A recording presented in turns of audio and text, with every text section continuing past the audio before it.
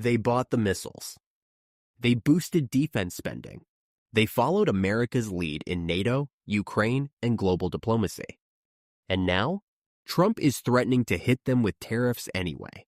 Poland's Prime Minister, Donald Tusk, is pleading with Trump to back off, begging him not to punish one of America's closest allies over a brewing EU trade war. But Trump, he's unmoved. He calls it Liberation Day. And come Wednesday, the tariff hammer drops. So what's going on? Why is Poland, possibly the most pro-America country in Europe, in Trump's crosshairs? And is this just about trade or something much deeper? Trump's made it crystal clear. The EU is worse than China when it comes to trade. And on Wednesday, the United States is poised to impose new tariffs on European goods. Everything from autos to steel, electronics, to agricultural exports. This isn't a bluff. It's part of Trump's larger push to rebalance global trade, protect American workers, and force allies to pay for NATO and defense on U.S. terms. And the EU? They're panicking. Poland has arguably been America's most dependable partner in Europe. They've spent nearly 5% of GDP on defense, more than double NATO's requirement, supported U.S. military deployments, taken a hard line on Russia, signed a $2 billion deal for Patriot missile defense systems from the U.S., opened their doors to American troops and hardware. And yet, Trump isn't sparing them. Tusk's message is desperate. Don't punish your allies. We've done everything you've asked. But Trump's logic is brutal. Loyalty is appreciated, but cash talks. Trump's framing the tariff announcement as Liberation Day. Why? Because in his view, America has been overtaxed, overregulated, overcommitted to defending allies who exploit our markets in return. The liberation? Ending one-sided trade deals. Telling the EU, pay up or back off. And yes, that includes Poland, even if they've been the teacher's pet. The answer is simple: economics. Poland relies heavily on exports to the U.S., including automotive parts, agricultural goods, electronics, machinery. Tariffs would devastate local industries, trigger layoffs, worsen inflation, and undercut Poland's fragile economic growth. Tusk isn't just making a diplomatic appeal, he's sounding an economic alarm. Trump doesn't operate on sentimentality. His worldview is transactional. You buy U.S. goods. You move factories here.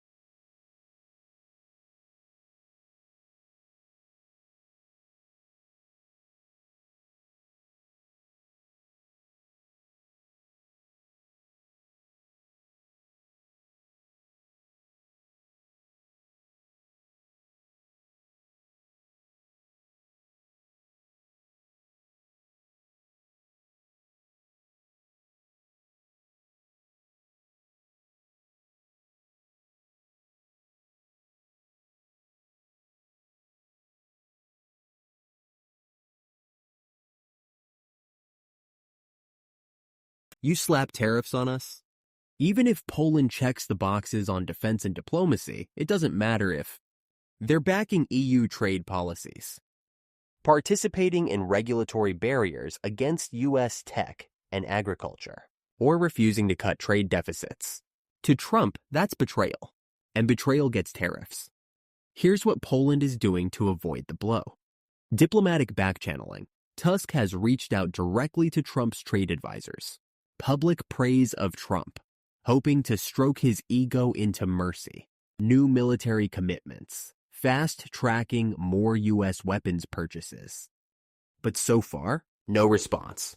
Because Trump's message is about setting the tone for all of Europe, not giving Poland a gold star. Let's be honest, Trump's not after Poland. He's after Brussels. Poland just happens to be in the EU customs union, bound to European Commission trade rules, dependent on bloc-level economic strategy. So even if Poland is pro-America, it's stuck under the EU umbrella, and Trump wants to break that umbrella by driving wedges between nationalist governments like Poland and the globalist EU bureaucracy. If Trump moves forward, Poland gets hit. So do Germany, France, and the Netherlands. Retaliatory tariffs could follow, and Europe's fragile economy enters recession territory. But here's the twist. Trump doesn't care. Because in his mind, short-term pain, long-term sovereignty, economic disruption, negotiating leverage, and Liberation Day means America stops subsidizing globalism, even if that means burning bridges in Warsaw. This isn't just about tariffs. This is about global power realignment, ending the post-World War II dependency model, and forcing Europe to stand on its own economic legs. Trump sees tariffs not just as protectionism, but as a weapon to break EU hegemony, weaken centralized global institutions, and elevate bilateral deals with sovereign nations. That's why Poland's plea may fall on deaf ears. Poland has marched in lockstep with U.S. foreign policy. They've spent billions. They've stood with Trump when Europe wouldn't. But at the end of the day, loyalty doesn't guarantee immunity. Trump is betting that tough love builds stronger alliances than polite diplomacy ever could. And come Wednesday, we'll find out if Poland gets spared or sacrificed. Should Trump exempt loyal allies like Poland from new tariffs? Or is it time to treat every country the same, no matter how friendly? Let us know in the comments.